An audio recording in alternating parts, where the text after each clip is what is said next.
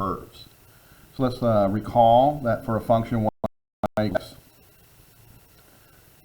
if f is continuous on the closed interval and that interval is partitioned into n subintervals of equal length, which we will determine as delta x equals b minus a over n, then we know that this limiting summation, so the areas of all the rectangles added up, where n goes from 1 to infinity, becomes the definite integration, from a to b of f of x dx.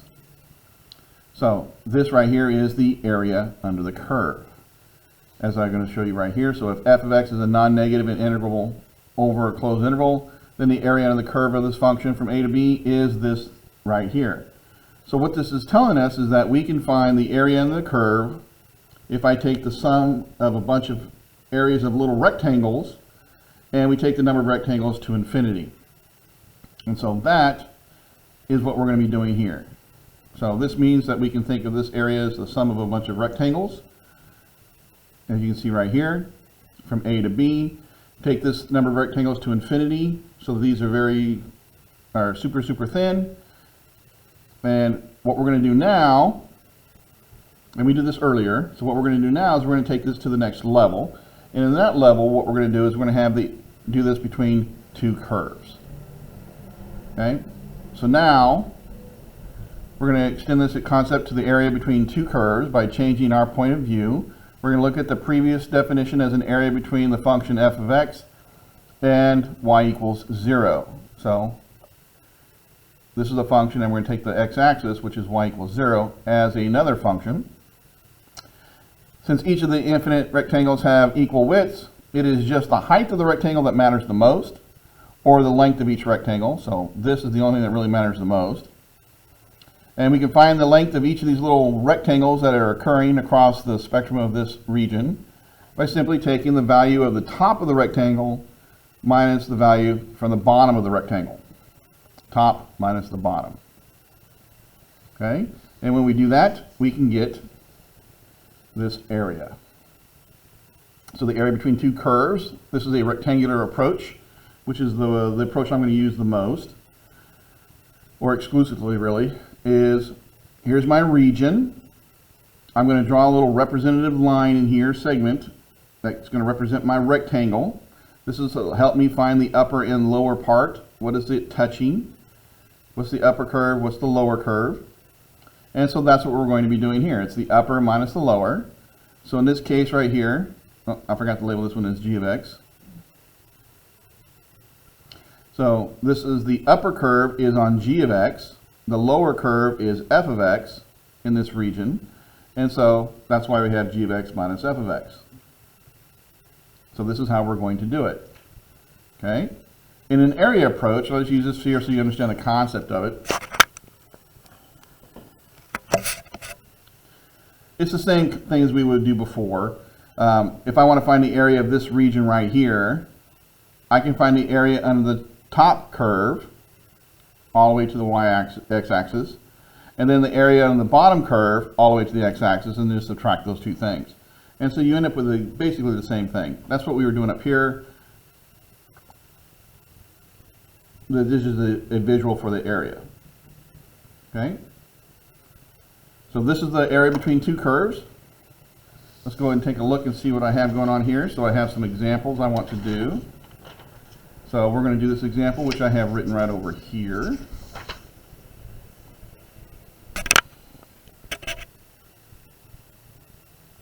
So how do I do these problems? What was our approach? What are we going to be trying? We're going to find R, which is a region in the first quadrant enclosed by two graphs. So your first process that you have to do is you have to draw this region if it's not given to you already. Okay? And so when it doesn't give you quadrants or A and B, then the A and B are determined by points of intersection of these two graphs.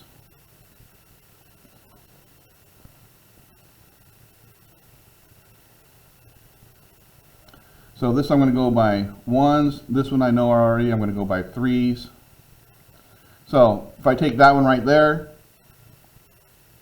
0, 0. If I plug in 1, I go to 3. If I plug in 2, there's a 6, and 3 goes to 9. And so I have this line going through those points right there in the first quadrant. So this is y equals 3x. If I graph the squared one, it also starts at 0, 0. 1 goes to 1. 2 goes to 4. And 3 goes to 9. And so I have this curve right here. So where is the region between these two curves? That's this region right here. Okay, so draw your curve. The next thing you have to do, okay, is you have to identify each of the points of intersection. This point down here is 0, 0, and this point right here is 3, 9. You have to find those. You can find them by algebraic approaches. If you are allowed a calculator, you can find them on the calculator. We're going to show you examples of all those. This was basically the algebraic approach to it. Okay, once we have that, we have our boundaries, we have our points of intersection labeled, and then the next thing you draw is that representative segment. Okay, this is going to represent, you want this visual in your mind. Okay, I know you can probably do it without it, but you put it in anyway. You'll understand later as we do the rest of this unit. This helps me find the upper and the lower. Okay, and once I have that set up and I've identified the upper and the lower, then I am ready to begin.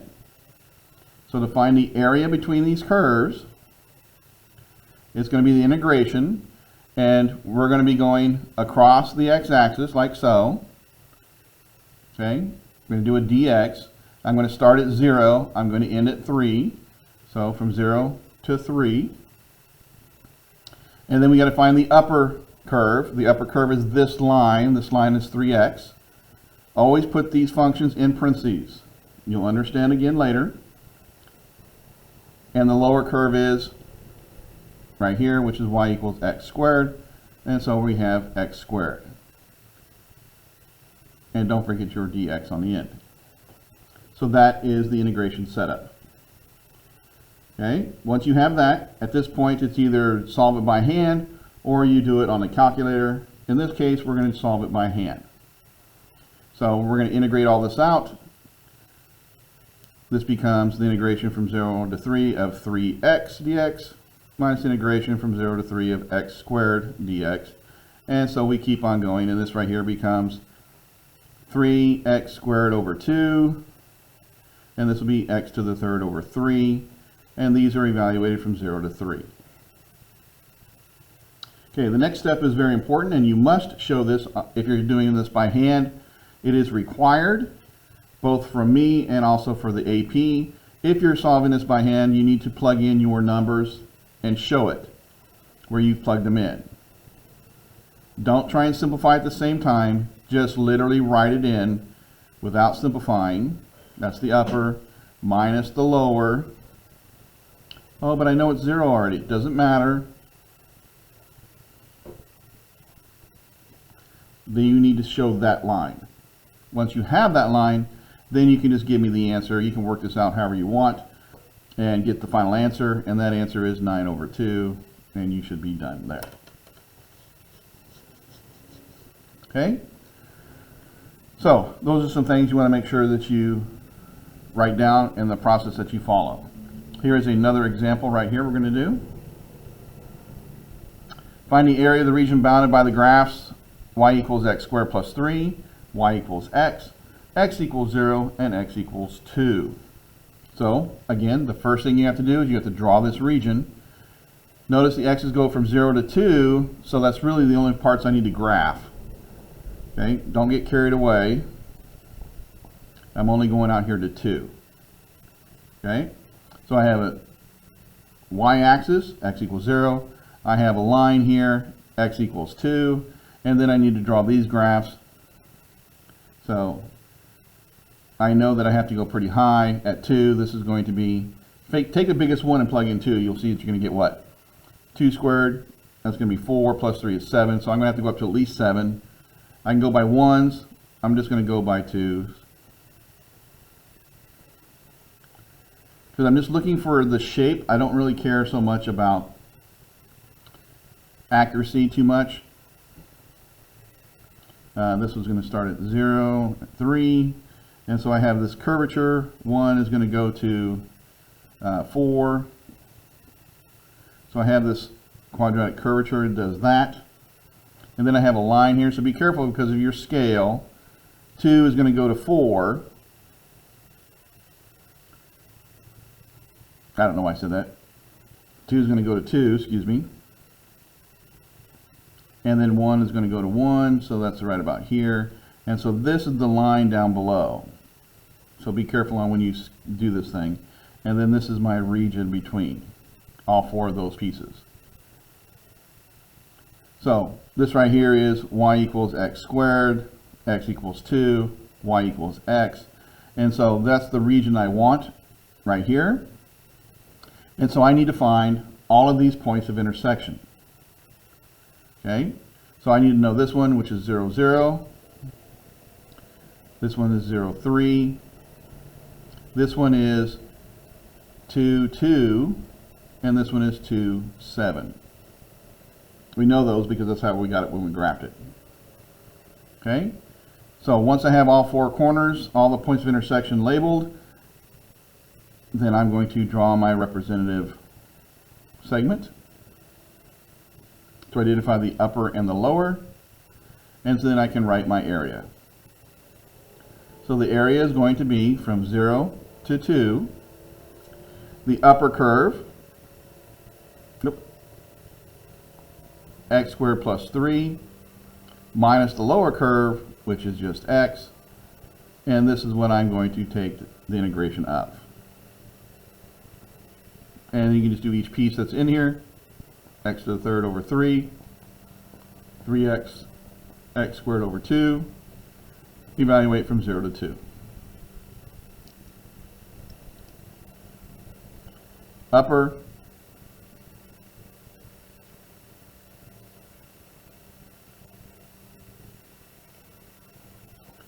and then minus the lower.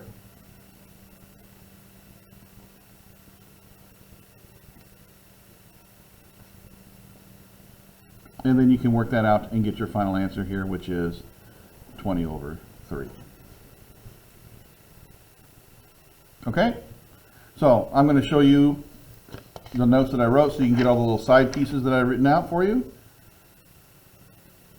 So go ahead and take a pause right here.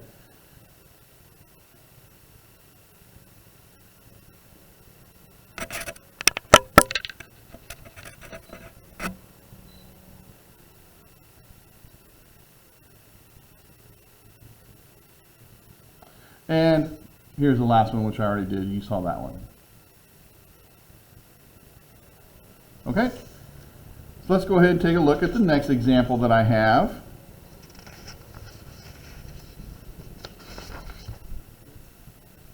So now I have this. So I gave you a picture. You'll notice that there are now 2 regions. I've gave you the graph already, but you'll notice that I don't have all the points of intersection, and I'd have to find those. So the graph is done. Okay, we're going to find the area of each piece, but before I can do that, I got to find these points of intersection. Now these are pretty obvious. This is going to be 0, 2. This is going to be 0, 0. These may not be so obvious. This one right here is when that is equal to 0. So when is 2 minus x to the third equal to 0? And we can solve this out. And you end up getting x is equal to the cube root of 2. So that's the name of that point right there, the cube root of 2 comma 0. But what about that one? Well, that one up there is when is the tangent of x equal to 2 minus x to the third. So you can see that that's a little bit more involved. You cannot do this by hand. You'd have to do this on the calculator. And so we can go into a graphing form. We can graph, make sure we're in radian mode. Yep. So we're going to graph the tangent.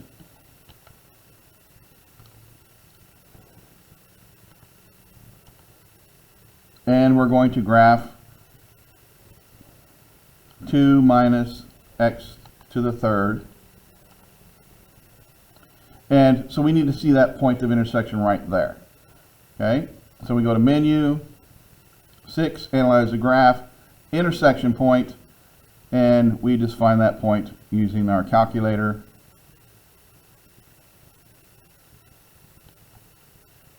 And you write that number down. You write both of them down, the X and the Y. I know it's kind of hard to see there, but I'll write it out for you. Why do I need to have both of them? Just because. So when is this here equal to what value of X? When X is equal to 0.902155. Do not round this off. You write down all the decimal points given to you. This is very important. If you round it off, you will be wrong. It will not give you the right answer in your work. So this is what X is approximately equal to, right there. So at this point, you have two choices. You can keep this number and continue this problem and write this number every single time. Or, at this point, you can assign a letter to this, other than X. Usually what we do is we assign like a capital letter A or something like that, A or B or whatever, if you have more than one. And you simply say this number right here is going to be stored in A. So this number is A. And you can actually take this number, okay, we have to go into another one over here, but you see the store feature on your calculator right here? The store button? So if I go into a new page, I can type this number in, 0.902155, and I can store it in, oh, you can't see what I'm doing. So take that decimal point and I hit that button store, it gets that little arrow, and you store it in capital A, and you can just leave it like that. And then you hit enter, and then every time I type the letter, this A, it will type in that number. So that number has been stored in A now, and I can actually use it in my calculations without having to type that whole number in. That is an option available to you. Okay? So once we have this, we're going to find region R and S. Find the area of each region, so let's find the area of R. So I need to have my little representative rectangle in here. And what you'll notice here, and what you need to look for, is does this rectangle have the top and the bottom stay the same across the entire region? And what happens here is, at this point, it doesn't. It switches. On this side of this line, the top curve is different than the top curve over here. When that occurs, you're going to have to write your integration as a split. And it splits at this point right here. So, in that case, our area of R is going to be the integration from 0 to that point, which is that number. And you can write it as 0 to, and I'll do it with the number this time, 0.2155. Okay, it's the upper curve, which is the tangent of X, minus the lower curve, which is 0. And then to this, we're going to add the integration from this point onward with this rectangle, where the upper curve is 2 minus x to the third, and the lower curve is 0. And then we're going to start at this point, and so I can write that in decimal down here again, or I can simply put A, and end at this number, which is the square root, the cube root of 2. Okay? So usually in this situation right here, because we had to find the point with a calculator, this is a calculator problem. So let's go type this into our calculator so you can see how it's done. So we're going to go into menu, we're going to go to calculus, we're going to do an integral, and our limits are from 0 to that number, and I can type in 0.902155. I'm going to do the tangent of x dx plus and I'm going to do menu, interval, calculus first, then interval, and I'm going to go from this number, which I can type again, or I can simply just type in the letter A. And up here, the cube root of 2. And this in here is going to make sure you put it in parentheses, 2 minus x to the third dx. So, see, I can use the number or I can use the letter. And then you hit Control and Enter, and you get this number right here. So my area is approximately 0.729. And then the final answer, you can round off to 3 decimal places. Okay? All right. So what about region S? So this one's pretty straightforward, so we're going to be doing it again. So we're going to draw a little representative rectangle in here, or a little segment, indicating that the top curve is going to be the 2 minus x to the third, and the bottom curve is the tangent of x. And so this area is going to be an integration from 0 to that number, from 0 to a, okay, of what? The top curve minus the bottom curve, like so. Make sure you write it out, and then you can use a calculator and you can approximate this out. So for the sake of time, I'll just tell you that this is what you should get, and you should check that to make sure that you do. Okay? So let's look at some more stuff. Namely, what happens if I can't do an up and down segment? In these situations, if you look right here, the way the graphs are drawn, I can't draw a vertical representative segment. It doesn't have an upper or lower curve. Over here it has an upper, but it doesn't have a lower. And over here, you'll notice that if I drew a vertical one, this rectangle right here will touch the same curve at the top and the bottom, and I can't have that either. So in this situation, we're going to draw and find the area between curves using a dy. Okay?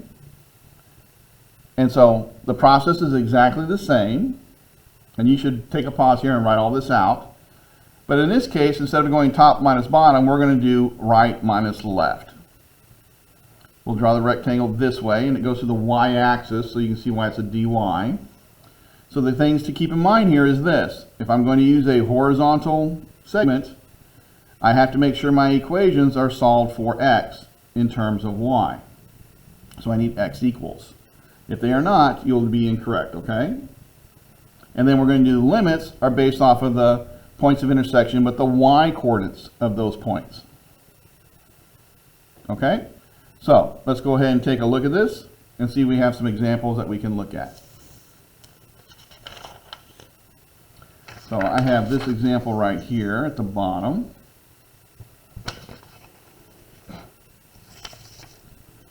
So find the area of the region bounded by the curves y equals x minus 1 and x equals this right here, 1/2 y squared minus 3.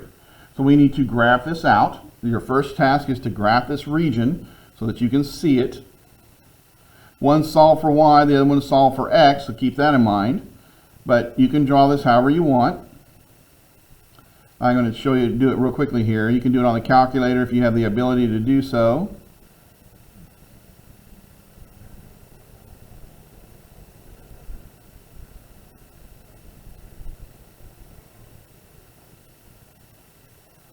So the numbers that I need here real quickly is, this is going to be a 5, and for the sake of the time on the video, the quadratic that's sitting over here is going to go through that point right there,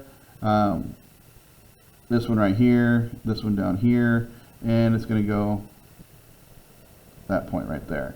So this is my parabola on its side.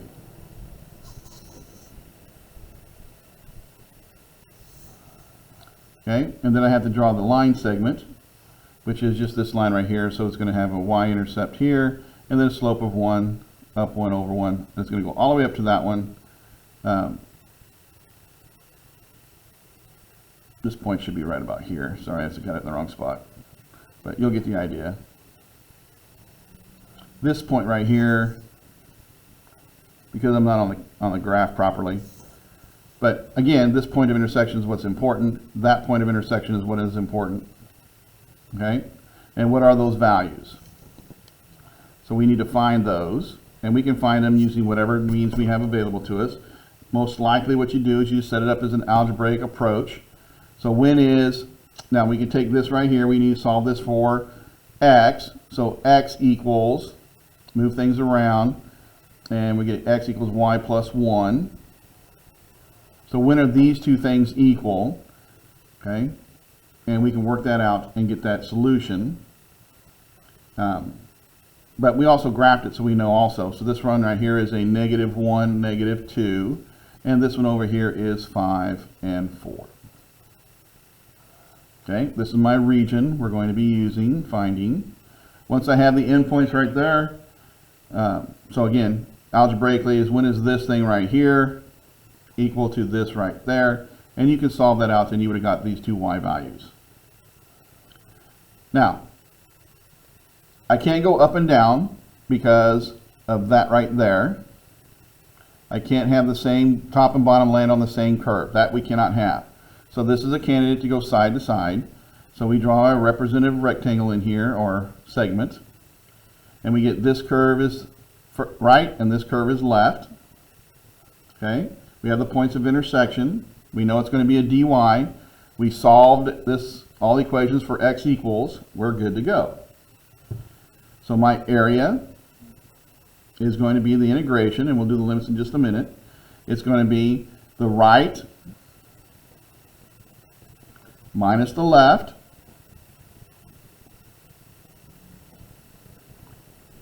dy. Okay, and then what is the y values ranging from? The y values are ranging from -2 up to 4. So remember, in a dy you have to do the y coordinates.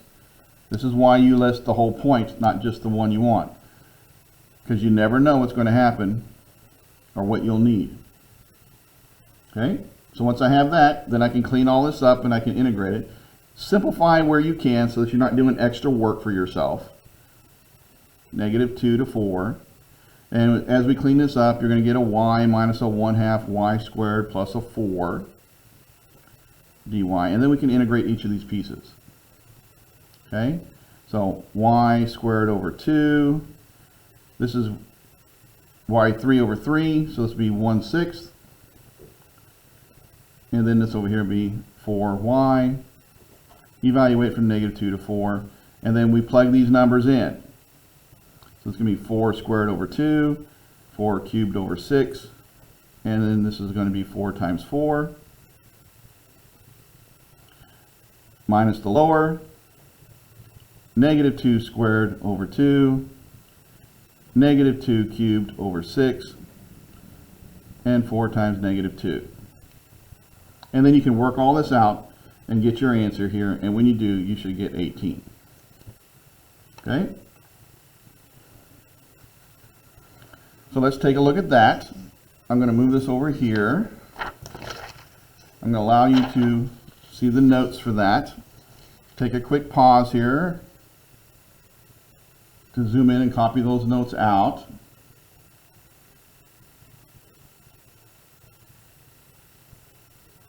Okay, so here we go. Let's look at the next example that I have for you.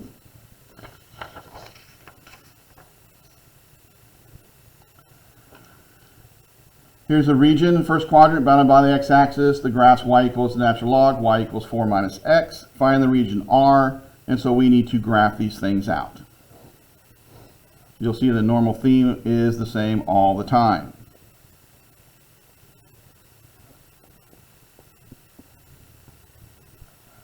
Okay, the natural log graph I know goes through 0, 1. Okay, and as I go through this stuff and I draw this curve,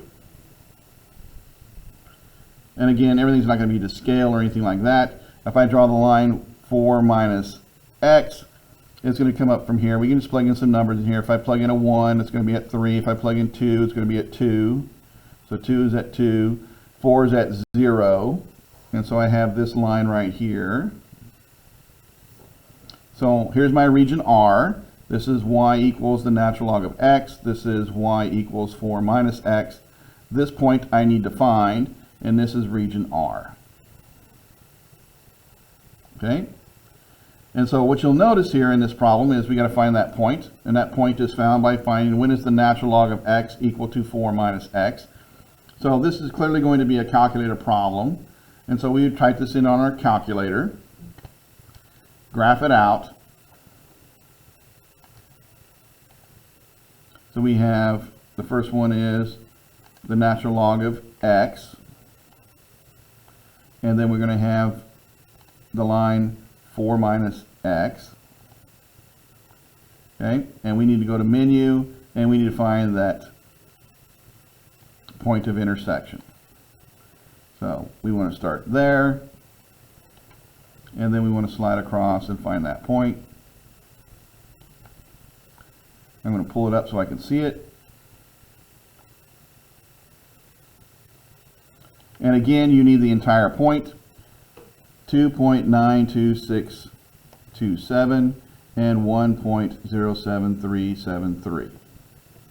So I need that entire point. Okay? Since there's two of them there, and I don't know what's going on here, am I going to do a dy this way, or am I going to do a dx this way? I don't know, but both options are available, so I can just simply do what we talked about. We can store these values.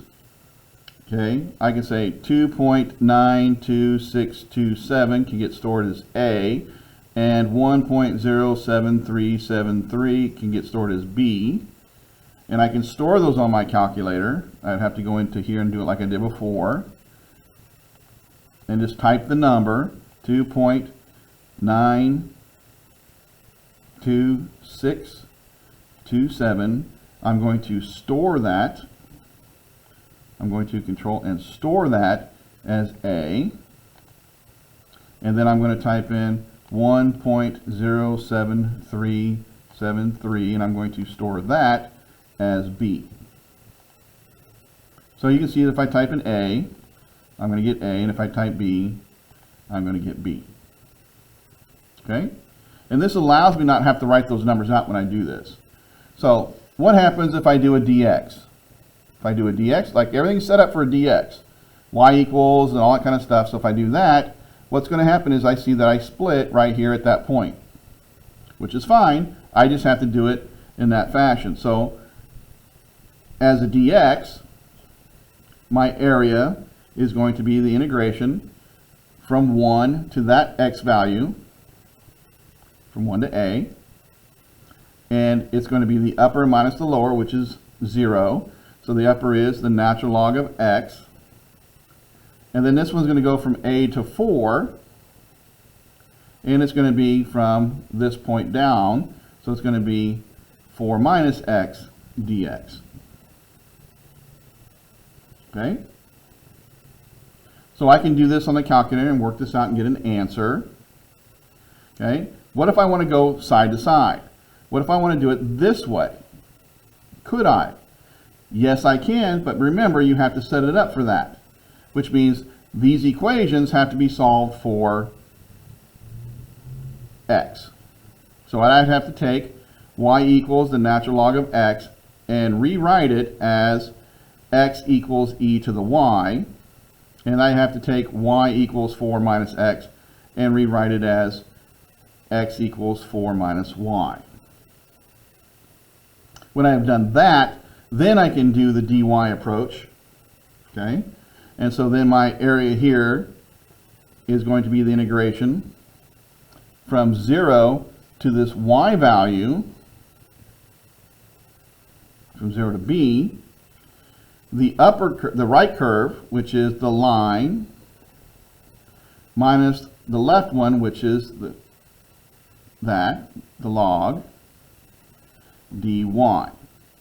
And if I type that in the calculator, if I type either one in the calculator, I'm going to get 1.792, and that's how you can do that one.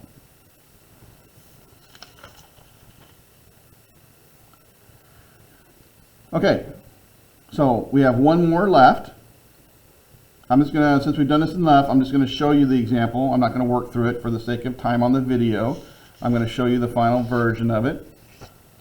And so what happens if I have a curve that intersects more than once?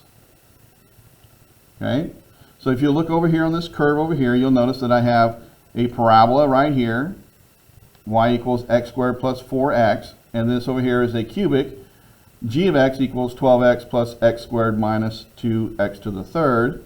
So the quadratic is right here, and the cubic, you can see, crosses that quadratic, and there is two separate regions here. And what happened is the upper minus lower switches in both regions. So I have to learn to split this out, which means I got to find the points of intersection, which we did algebraically. This would be an algebraic problem. I got an intersection at -2, at 0, and at +2, so we'd have to find those values. We draw our sketch, and then in the first region right here, from -2 to 0, the upper curve is the quadratic, the lower curve is the cubic, so it's the upper minus the lower. And in this region, from 0 to 2, it switches. So the upper is the cubic, the lower is the quadratic. So this is why it's important to write it in parentheses. And so then what you want to do next is you want to make sure you simplify this first. Don't go and try and integrate this, it's just too much. Okay? It gets really complicated afterwards, you get really long answers. If I combine like terms in here, I get it simplified to that. Combine like terms in here, I get it simplified to that. And then I integrate these pieces. Usually, like I said, this will be by hand. And then upper minus lower, upper minus lower. Then I can work all this out, and I end up with the answer 16. So this is how we find the area between two curves. All the different approaches, either dy's or dx's. And let me know if you have any questions, and we'll talk about it next time.